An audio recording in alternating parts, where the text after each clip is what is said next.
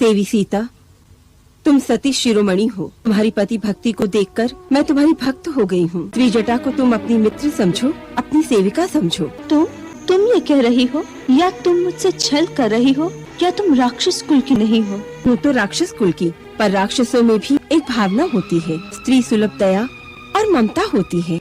मेरी अनुनय को स्वीकार करो, थोड़ा खा लो। मुझे कुछ नहीं खाना।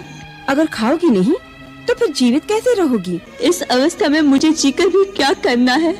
इसका अर्थ ये हुआ तुम्हें अपने रघुवंशी पति के प्रेम और बल पर विश्वास नहीं है।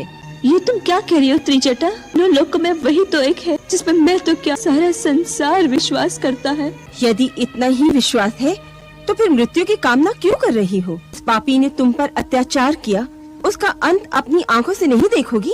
यदि श्री राम पराक्रम करके रावण को पराजित करेंगे तो किसके लिए? इस आशा पर। क्या तुम पतिव्रता स्त्री धर्म के अनुकूल बात कर रही हो? यदि अपने लिए नहीं तो फिर स्वामी के लिए ही तुम्हें जीवित रहना होगा। लेकिन मैं इस पापी प्रदेश का अन्न ग्रहण नहीं कर सकती। मेरे पति केवल कंदमूल फल खाते हैं। मैं तुम्हारे लिए सात्विक कंदमूल का आहार लेकर आऊंगी। कहाँ से? लंका में भी कुछ सात्विक लोग हैं, विभीषण जैसे नीतिवान। मैं वहाँ से तपस्वियों का आहार लेकर आऊंगी पुत्री। माता। हाँ पुत्री, मेरी कोई संतान नहीं है। तेरी जैसी आदर्श पुत्री को पाकर आज मैं धन्य हो गई हूँ। माँ।